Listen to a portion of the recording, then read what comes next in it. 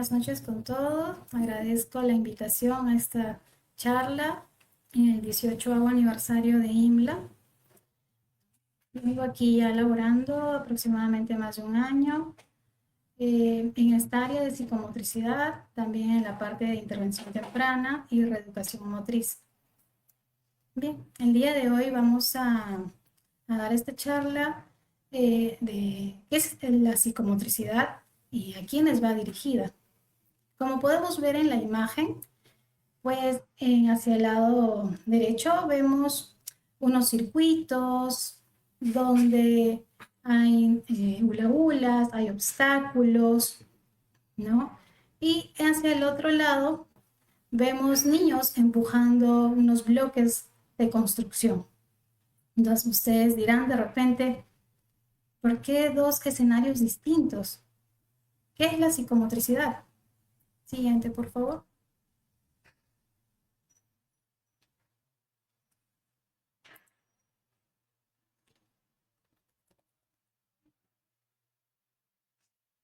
Bien. A lo largo de los tiempos, la psicomotricidad ha ido evolucionando. En el año de 1907, Dupré es un personaje muy importante, un gran pionero que da lectura al término de psicomotricidad y él relaciona la parte psíquica con la parte motriz. A medida que van pasando los años, en el 74, Lapierre y Alcuturier relaciona la experiencia tanto de motricidad como las vivencias como tales para que ésta pueda desenvolverse en un ambiente adecuado,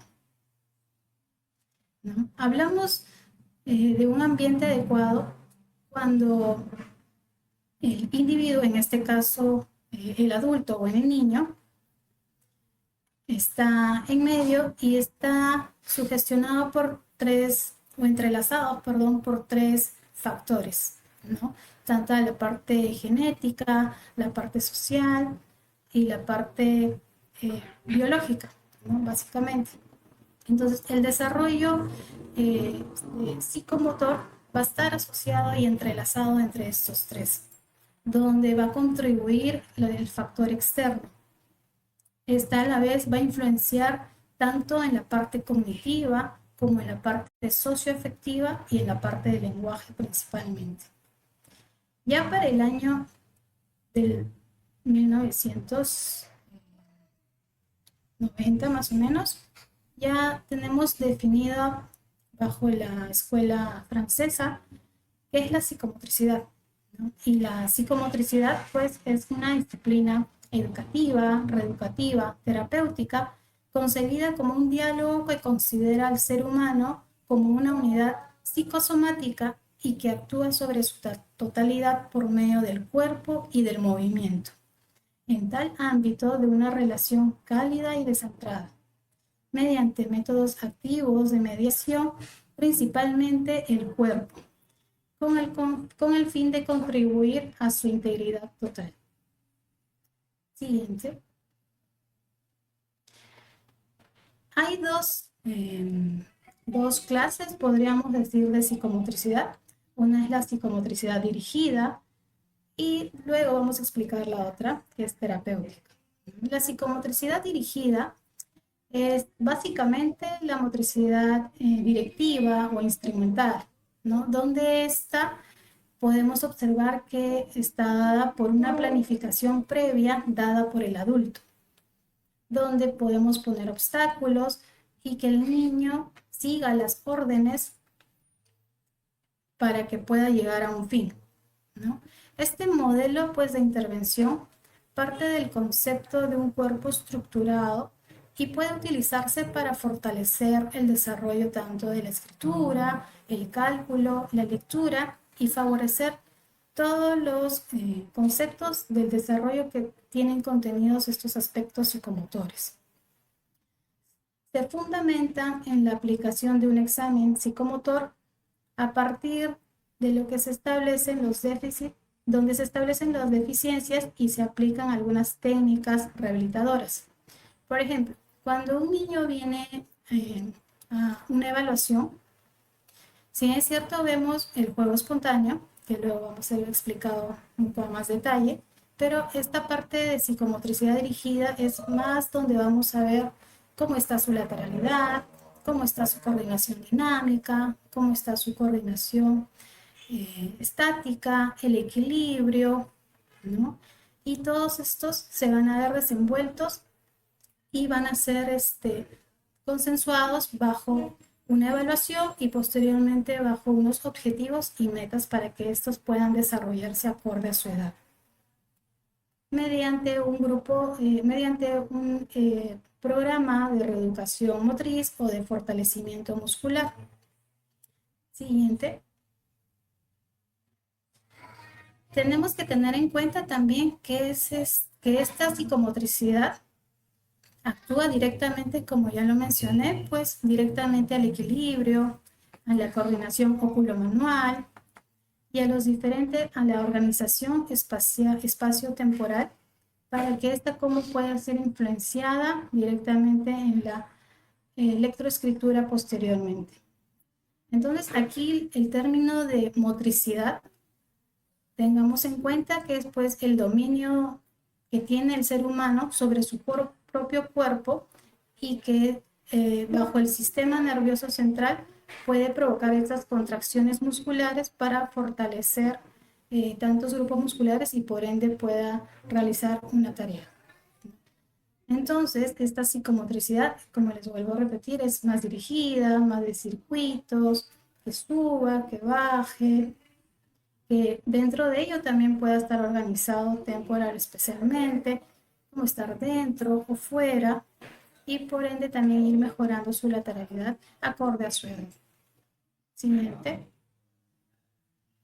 Es importante que antes de hablar sobre sobre la psicomotricidad terapéutica, hablemos sobre la evolución del juego. ¿Y qué es el juego?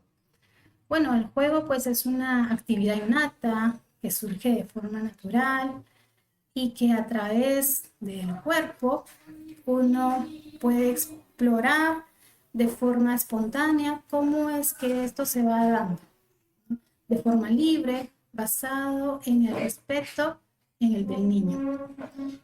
A través del juego es como los niños pues se relacionan unos con otros, con los adultos y con su entorno, aprendiendo por tanto a desenvolverse con diferentes personas y conociendo el mundo que los rodea.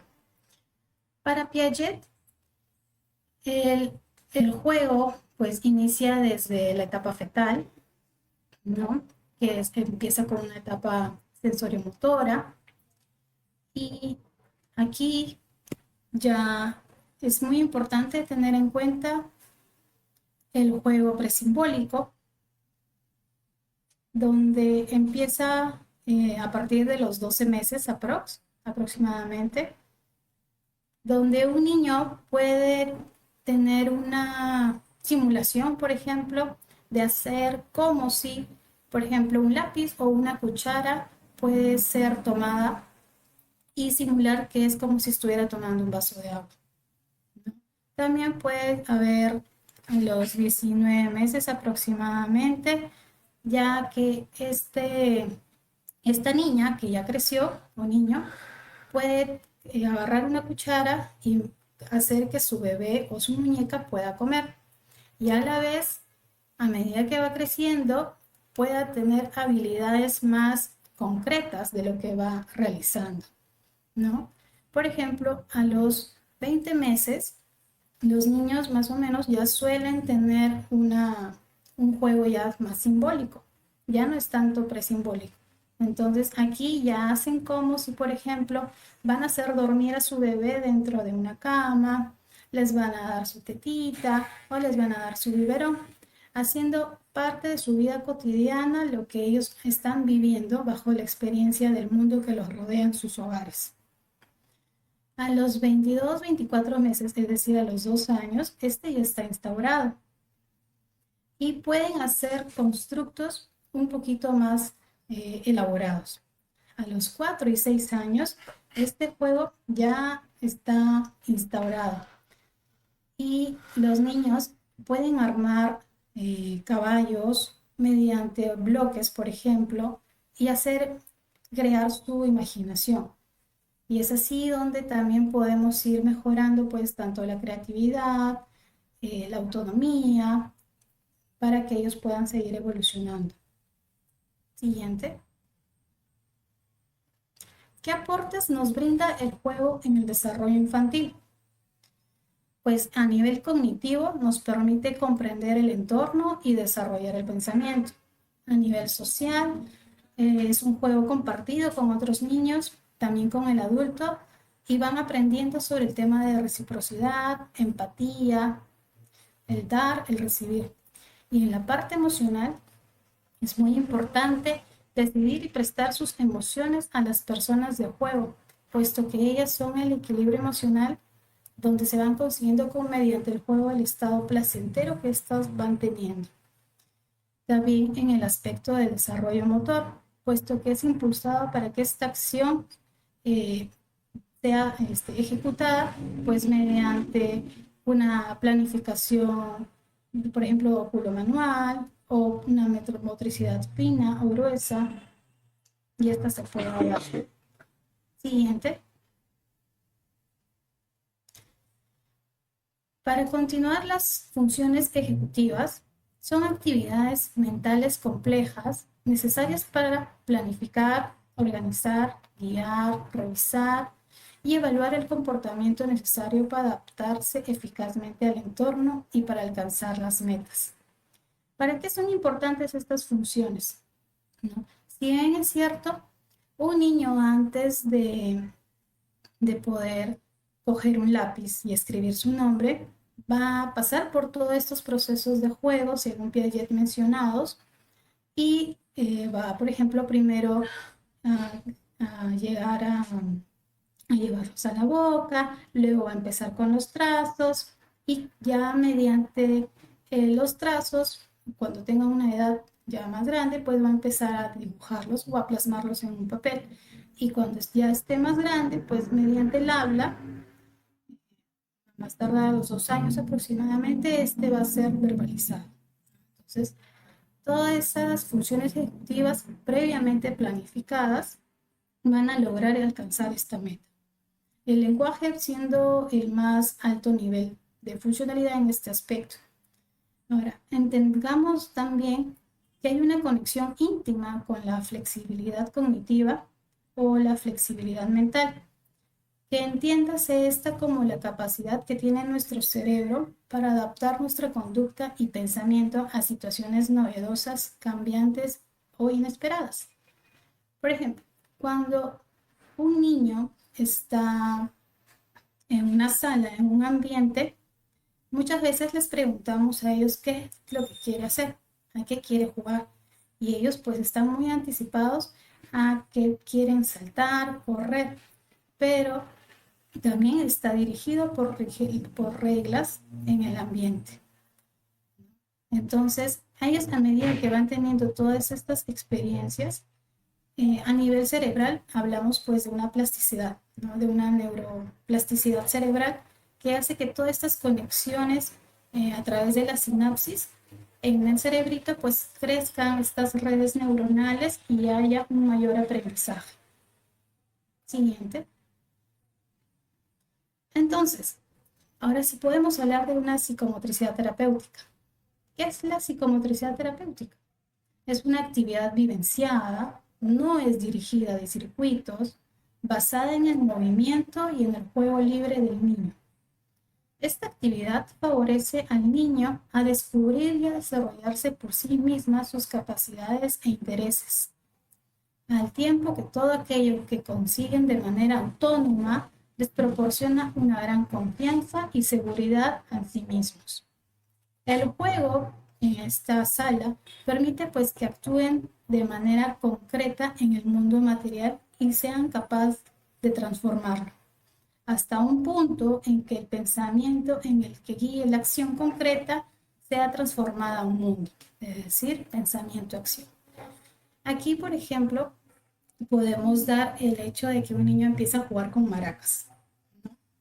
Y, por ejemplo, en este caso, el terapeuta o el psicomotricista acompaña o guía, dando de repente chance o iniciativa para que el niño pueda hacer algo más con las maracas, ya no solo tocarlas, sino de repente hacer un grupo o una orquesta musical. Entonces la intención es esa, de que vayamos de los constructos más abstractos a los más complejos. La psicomotricidad terapéutica contribuye al desarrollo de las capacidades motoras, sociales, afectivas e intelectuales del niño. Siguiente. Bien, aquí vemos una sala de psicomotricidad terapéutica donde de repente para muchos puede ser solo están jugando o porque hay tanto desorden, ¿no? Sin embargo, como les he repetido anteriormente, pues esta modalidad influye básicamente en el desarrollo autónomo del pequeño, donde va a permitir su seguridad y confianza. Y sobre todo, él pueda tener placer al momento de jugar, puesto que a veces pueden llegar niños con mucha de repente timidez o de repente poco desenvolvimiento dentro de las aulas o quizá llegan con mucha energía, con mucha pulsión. Entonces, a través de este juego, claro que para ello hay reglas, ¿no? Hay, digamos, un ritual de entrada donde precisamos cuáles son las reglas, si es necesario recordarlas siempre para que este ambiente sea placentero y ellos se sientan seguros. Nosotros como terapeutas, pues acompañamos y guiamos en este proceso para ser sus moderadores en el sentido de que si necesitan ayuda, nosotros podamos estar, ¿no? Y es aquí donde ellos expresan libremente bajo diferentes constructos o bloques, de repente, lo que han hecho en el día. Por ejemplo, hoy día particularmente tuve dos pequeñas en el que estaban jugando a alarmar, darle comidita a los gatos. Y una de ellas es una pequeña, las dos tienen 5 años, y una de ellas tiende a ser muy pasiva, muy tranquila, mientras que la otra tiene un poquito más de energía. Decidí juntarlas pues con el fin de que puedan implementar un poco y combinar estas acciones. Mientras que una de alguna u otra manera vamos poniendo un poco de límites, pues la otra se contagia un poco más de esa energía, pero ambas siempre dando el sentido de autonomía, de empatía, las consignas de turnos de espera, ¿no? Las reglas anticipadas, sobre todo cuando el tiempo de juego que se acaba, porque muchos de ellos pues a veces se frustran cuando el tiempo de jugar se acaba y hacen una especie de berrinches o pataletas. Sin embargo, todo esto tiene que ser moderado y guiado. Y finalmente finalizamos con un ritual de salida, ¿no? Que también podemos ir instaurando pues la parte de gráfico-plástica, que es un momento en el que después de haber desenvuelto toda esta parte motriz en colchoneta, nos sentamos, nos ponemos los zapatos y luego trabajamos en mesa, donde podemos también construir, pero con bloques más pequeños, o amasar, o de repente pintar y colorear. Ellas decidieron dibujar, perdón, lo que habían jugado. Entonces, llegar a ese punto, pues es un nivel bastante alto. Las dos hablan bastante y llegan a complementarse bastante bien en este proceso. Siguiente. ¿En qué contribuye la psicomotricidad terapéutica? Bueno, esta contribuye a la imagen corporal, contribuye a la relación con el entorno, a relación con el tiempo, con el mismo terapeuta. Sobre todo van a contribuir en el placer de planificar y de pensar en todas estas actividades que van realizando. Y de repente también se preguntan, ¿y a quiénes va dirigido la psicomotricidad terapéutica? ¿O cuándo elijo la psicomotricidad dirigida? pues de repente lo ideal sería primero pasar por una evaluación. Y si bien es cierto, los dos se van a conjugar, pues muchos niños vienen aquí de repente para tener mejor orientación, donde sus niños solamente les piden una evaluación o una orientación en el colegio o una evaluación integral, o quizá también vienen niños ya diagnosticados con TEA o niños presuntivos con TEA, niños presuntivos igual de TDAH o de TDA nada más. Y bueno, nuestro enfoque va dirigido hacia ellos.